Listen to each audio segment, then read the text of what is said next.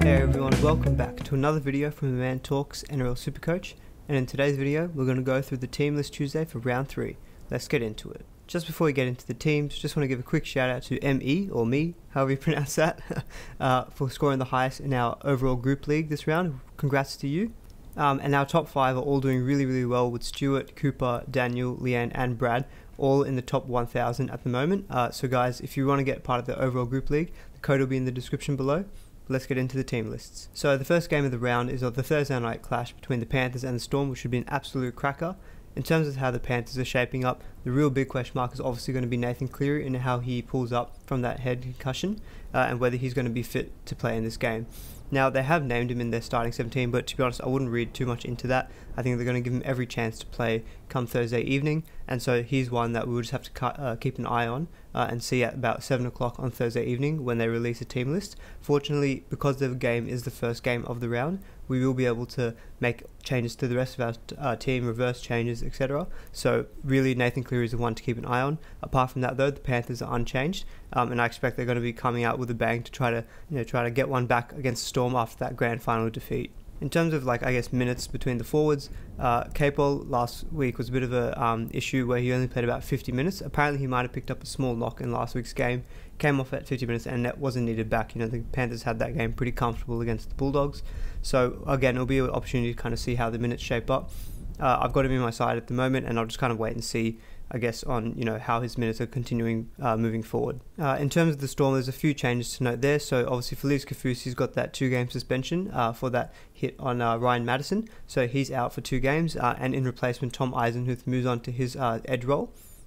Nico Hines moves on to the bench, and Aaron Penne moves on to the bench, I think, to take up kind of that Tom Eisenhuth forward rotation.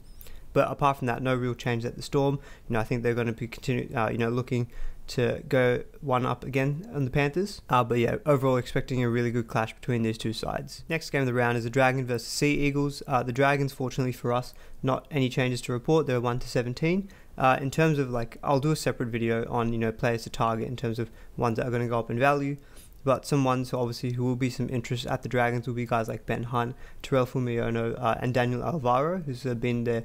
He's actually performed quite well off the bench. He's scored, I think, 50 points in base last week alone, and he seems to have got a pretty good PPM coming off the bench. So if you're looking for a cheap front row forward, he potentially could be one that will go up in value next round. But in terms of how the team is shaping up, they're 1-17. For the Sea Eagles, the big loss, unfortunately, was Andrew Davey, who, obviously I especially, wanted to have a look at him as a potential mid-range second row forward option. But he did his ACL, and so he's going to be out for the rest of the season. Interestingly enough, Josh Schuster is named to replace him on the edge. I thought Schuster was a bit more of a 5'8", but he is a big body, so he definitely could play on the edge, and he did that last week playing off the bench. He's definitely someone to wait and see on. His price won't change this round because last week was only his first game playing. So we have another opportunity this round to see what kind of minutes and role he plays, and also what kind of points he produces. He is listed at 5'8", and he's I think about 203k. So he could be a good cheap downgrade option at 5'8". Say if you're looking to hold lock and land for an extra week and Schuster does quite well, you could maybe make that switch. Obviously worth noting that Curtis Sirenen is out for about a month, and he will come back in the next 2 to 3 weeks or so. That potentially could spell Schuster from that role, or potentially Gazzeski. We just have to wait and see. But as a result of him starting, Morgan Boyle moves on to the bench. But aside from that, not many other changes with the Sea Eagles. So the next game on the Friday night is the Rabbitohs and the Roosters, which should be an absolute cracker. I will be going to this match, so I'm very excited. In terms of the Rabbitohs, only the one change with Jackson Paulo moving out to the reserves, and Josh Mansour taking his place again on the wing. Jackson Paulo obviously I think had a bit of concussion issues leading up to last week's game, and then I think he had a very similar concussion in the actual game itself. So it makes sense that he's moved out, and Mansour has moved back into the starting team. The Rabbitohs are going to be very interesting to see how they perform overall in this game. Obviously the last matchup was a 60-8 thumping for the Rabbitohs. So we'll see. I don't know. We'll see if that happens again. In terms of players of interest, obviously I think Damien Cook showed his pedigree last game, in that wet weather game. It really suited him, and he scored that 100+ game. Latrell, Cody Walker, obviously I would expect to still do pretty well, and Latrell always I think will have a bit more of a fire in the belly when you come up against your old team. Cam Murray has been ticking along decently enough, and Jai Arrow has got a lot of interest coming off the bench, as a kind of like a potential value, in that 400k mark second row forward. With the Roosters, a few changes to note here. So Angus Crichton returns from his 1-game suspension, which is good to see. And Victor Radley also makes his return to the 17, starting from the bench. I expect Radley will kind of be eased back into the side. Obviously, I expect him to kind of maybe not play as many minutes as you would see in the next few weeks. Obviously the Roosters are very conservative with how they bring back guys from injury and how they manage injuries. But it's good to see him there for the Roosters. He's pretty integral to that kind of forward rotation. And as a result of Crichton and Radley moving into the 17, Drew Hutchinson and Fletcher Baker moved out to the reserves. Obviously, there's a lot of Supercoach relevance in this entire game in general, and with the Roosters, with guys like Teddy, Brett Morris, who has got a lot of interest after his 2 hat-tricks in the first 2 games of the season, Luke Keary coming off that massive 130-point effort, and obviously guys like Crichton and Tupanua as well, who could be a good value second row forward cash cow option to begin the year. Next up, we've got the Raiders and the Warriors. The only change for the Raiders is that Jared Croker has returned to the green machine, which is a really good sign for them. And unfortunately, Sebastian Kris, as a result, has to move out to the reserves. I actually think he's been playing quite well in the first 2 games of the round. It's just probably unfortunate for him that position was just kind of a placeholder for Jared Croker. So he's moved in, and I expect will take the goal kicking off George Williams, who has been ticking along quite well, I think, for the first 2 games of the year. I think he got about a 90 and a 60 something. So if you went with him as a backup half, that was a pretty good option to begin the season. I would just maybe expect that if Croker does, pick up the goal kicking duties immediately, then George Williams' points will drop off a little bit. But aside from that, in terms of players of interest, I think Ryan James will be the big cash cow talking point in the Raiders outfit. I don't have him currently in my team, and I am looking to maybe bring him in. It's obviously there's still that thing about the 2 Corys hanging over his head, but he has performed quite well in the first 2 games. And based on his displays, it is hard to kind of justify dropping him out of the 17. But again, that remains to be seen. But I think his break even is like a negative 52 or something, so he will make a lot of cash in the next round. So definitely someone, I think, if you're looking to get a cheap second row forward or front row forward, because he does have that dual flexibility, Ryan James could fit that mould for this week. So with the Warriors, quite a few things to note here. Chanel Harris-Tavita has actually got a foot injury, and he's going to be out for the next 12 weeks. I definitely feel like I've dodged a bullet, because I remember I was flipping a coin between him or Jamal Fogarty as my backup halfback. I went with Fogarty purely just based on the draw, and Harris-Tavita had lost the goal kicking for the first round. If I went with Harris-Tavita, obviously that would have been an immediate sell. So I'm glad that I've I lucked out and I went with Fogarty instead. And Jermaine Tanua-Brown is getting a 1-game suspension. So Sean O'Sullivan will be replacing Harris-Tavita in that halfback position. Bunty Afol will move from the bench to occupy Tanua-Brown's starting role, and Jack Murchie will take up Bunty's place on the bench. In terms of Sean O'Sullivan, I think he's priced around the 230k mark. I don't think he's always been that great of an option in Supercoach in the few games that he's played, so he's definitely someone I wouldn't be rushing to bring in. I mean, maybe if Cleary does end up being out, you could potentially do an upgrade from Sam Walker to Sean O'Sullivan. But on the flip side, instead of burning that trade, I think you could even just maybe cop the auto emergency score. I imagine that would probably come from, say, a cheap centre who probably scores around the 20 mark. And O'Sullivan, he might not get that much more than that. And you're saving yourself the trade. But given that Harris-Tavita's injury is a long-term one, definitely O'Sullivan is a wait and see on how he performs. And if he does, we've got the benefit of that he's only playing his first game. So we've got 2 more games to see before and see what kind of points he gets before we can maybe trade him in if he does look to go up in value quite a bit. But yeah, he potentially could be the cheap halfback reserve option that everyone's kind of been waiting for. That just hasn't been that many this year round. So definitely someone I would just wait and see. The next game, it will be the Broncos and the Bulldogs. Not sure I'll be watching this match, to be honest.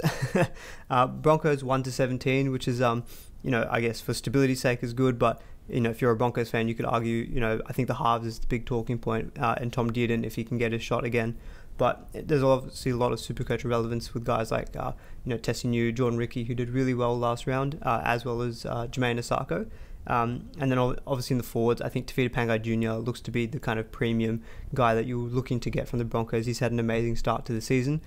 In terms of the backs, and maybe guys, if you're thinking of picking up like Jermaine Asako, after this game against the Bulldogs, the Broncos do really have a tough run coming up. I'll touch on this in my other video on my trade thoughts, but definitely something to keep in the back of your mind. He will look to go up quite a bit in value, I think, in the next round, but whether he can actually still create good scores in those tough games remains to be seen. So at the Bulldogs, quite a few key changes here. So the big loss for the Bulldogs is Raymond Faitala-Mariner, who, has picked up a foot injury and looks to be out for the next 20 weeks as the assessment. So that's 4 to 5 months. Really is a big blow for the Bulldogs forwards, but that could spell, good news for the guys like, say, Corey Waddell, who does take his starting role in the team, and I imagine will be that starting moving forward, and guys like Josh Jackson, who's been playing big minutes, going through a lot of work in the middle, that potentially means he might have to take up a little bit extra workload as well. So someone like Josh Jackson could be a really good pickup in the next few weeks as he looks to maybe consolidate that good work rate that he's got, and just provide a really good consistent 55 to 65 points. So in terms of other news, Dallin Watene-Zelezniak has got that 2-game suspension for that hit on Nathan Cleary. So Tupulotu Katoa takes his place on the starting wing, and Joe Stimson then moves on to the bench. Again, I think there's not overall too much relevance with the Bulldogs for Supercoach wise. I think obviously guys like Averillo is quite popular. I think he's going to be quite heavily sold this week, given he's not done too well in his first 2 games of the year. But guys like, I think the forwards is probably where I'd be looking at the Bulldogs, with guys like Josh Jackson, potentially Waddell, given now he looks to have maybe nailed a starting role for the next 4 or 5 months. But aside from that, I don't think there's too many relevant players at the Bulldogs. So the next game of the round is the Eels versus the Sharks. Obviously the big loss for the Eels is Ryan Madison. He's not named this week due to that concussion, and it remains to be seen on when he might come back into the team. I think with his previous concussions last season, it took 3 weeks for him to recover. And I think prior to that, in maybe 2018 or 2017, I think it was a 6-week turnaround. So historically, he has taken more than a week to recover from these head knocks. And given his history, obviously you'd expect the Eels to be extra conservative with him. So there is potential that we don't see him next week. I think given that uncertainty, he does become a bit of I think you have to trade him, given that he's priced at 666k. It's quite expensive to leave on your bench. I mean, for the 1 week, it's okay if you're looking to do other things in your team. But I think he could come back next week. But I think if you're looking to create money in your side or make some, big changes, you can unlock a lot of money out of trading Madison, which is not ideal. Obviously, he's a gun second row. Ideally, he'd be playing him, we can keep him, but that's just what happens. In terms of what that means to the actual starting lineup, Isaiah Papali'i, who has had a very good start to the year, he moves into the starting edge role, and Ray Stones then moves on to that bench spot. Papali'i, he has got a lot of interest. He is priced about 408k, I think, and he has been getting good points when he's been coming off the bench, but I think he has been playing off the bench and then coming on into the middle. Playing on an edge, it is a little bit different in terms of his work rate. Probably will go down a little bit. Potentially, though, his attacking stats might go up. I still think he's a very good trade in, if you're looking to gain some early cash out of him, with some decent points thrown in there too. But maybe just take note of that. Playing on an edge, he potentially might have reduced work rate than he did when he was at the coming on into the middle. In terms of the Sharks, the only change here is that Hiroti has moved out of the centre into the reserves, and Connor Tracy has taken up that role. I think they actually made that switch halfway through last game, but I also think Connor Tracy starting is decent in that he is a cheaper a halfback option, but I think he will just be occupying that spot until Jesse Raymond comes back. So I don't think I'd be looking to bring him into my team. And then as a result of that move, Teague Wilton then moves on to the bench. There's not too much relevance, I guess, with the Sharks as well. I guess the main one is going to be Matt Moylan, who's the most commonly owned player from the Sharks. I feel he hasn't really done poorly to begin the season. I think last round obviously was a wet weather game against a tough opponent, so I think he only scored 17 points, but it was pretty easy to explain that low score. He did pretty well in the first game, but I think a lot of people will still probably be trading him, given the other attractive options like Jaden Brayley, who if you've got Connor Watson at your 5'8", you can do that switch. So I think there are just a lot of other areas in their team that people want to be kind of making changes on, and I think Matt Moylan is just going to be a bit of a casualty as a result. He hasn't really done too poorly to begin the season though, so it is harsh, but I completely understand the move to sell this week. So the first game of the Sunday is the Knights versus the Tigers. Not too many changes with the Knights. The key one being that Kurt Mann is back from his injury and he's moved into the starting 5'8" role, and Phoenix Crossland was suspended for 2 games as a result of a crusher tackle anyway, so he drops out of the side altogether. The only thing in terms of the lineup I'd potentially expect before game is that Connor Watson then moves back onto the number 14, as what's happened in the past couple of weeks. But he's been a pretty good option. He scored 61 off the bench last week, so I still think even if he's coming off the bench, he's still a very good cash cow option. I expect almost every team, would own him. If you haven't, though, I think he's a priority trade in this week, given that he's got a very low break even. A lot of interest at the Knights, given that they have performed quite well from SuperCoach and in NRL first couple of weeks, and they do have a good draw moving forward. The obvious candidates will be Jaden Brayley and Barnett. I think the two Bs together going to be the, or three Bs if you count Bradman Best, going to be, very, very popular, I think, on a lot of people's radars. I think Brayley and Barnett 100% will be going into a lot of teams. Barnett has been, with the way that he's goal kicking, it is hard to kind of justify giving it back to Ponga, but that still remains to be seen, and he's got a very low break even, and Brayley looks to be that kind of good balance between providing some early cash as well as creating points as well. In terms of the Tigers, quite a few changes here as well. Not surprising given how poorly they played against the Roosters. Joey Leilua has been dropped out of the side altogether into the reserves, and James Roberts has returned from his injury and retains his place at centre.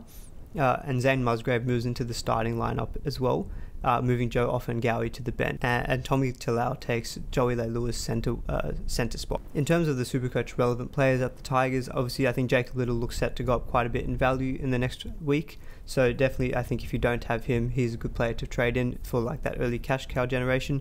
Dane Laurie just looks quite like, he looks like potentially a season keeper the way that he's performing, not even just as a purely a cash cow. He looks really electric coming out at fullback. So I think definitely going to be someone, if you don't have 100%, would be prioritising him to trade in, because not only do I think he's going to be a good cash cow, but he looks to be delivering the points as well. Offengawi obviously is a bit of a popular kind of that cheap to mid-range second row forward, front row forward option. I think moving to the bench is not horrible news. I wouldn't be selling him as a result. I think the first game he performed quite well, and then last round, obviously, I just don't think they had much of the ball to do any kind of running out of their own end. The Roosters were running the show. So, and his minutes were slightly down. I still think he's a good hold, and I think I can't quite remember what his break even is, but I think moving him to the bench I wouldn't be too concerned about that. He very easily could go back to that starting role in the next few weeks or so. It could just be a case of the coach wanting to tinker with his forwards, see what kind of output he gets from his different forwards and what kind of rotation he's trying to figure out. So the final game of the round is the Cowboys versus the Titans. The only change for the Cowboys is that Carl Felt has got that 2-game suspension, so Murray Talaugi moves onto his starting wing. Aside from that, no other changes to report. In terms of the SuperCoach relevant players, there's really not that many. I think it was good to see Val Holmes goal kicking last round, but I think still, if he's not playing at fullback, it's hard to kind of justify his price. He's definitely one of those players I think who hopefully will get decreased in value, and if there's that switch to fullback later in the season, or if he's become really, really cheap, I think he's a good pickup then, but I wouldn't be forking out the 510k at the moment for him. Ruben Cotter, again, someone to keep an eye on, given that with Tamalolo's injury, he is playing that starting lock role. But I can't remember quite what he's priced at, but yeah, someone definitely just to keep an eye on. In terms of the Tigers, the big news out of this is that Ash Taylor's got a hand injury, and I think it's a few weeks that he's expected to be out for, but not quite sure yet on what that time frame is. And as a result, Tanner Boyd moves on to his starting 5'8" role. Potentially this could be good news for, say, Jamal Fogarty, if that means he takes a greater reign in terms of dictating the play and the attacking plays for the Titans. Guys like AJ Brimson, obviously, I think if you have, he becomes a bit of a sell, given how poorly he's done in the first 2 games of the season, and considering his price and the other options at fullback, he does look a bit of a sell. And guys like Fafita, I think, showed what kind of upside they have. He only scored, I think, about 39 in base last week, but sometimes he just doesn't need that when he's such a wrecking ball.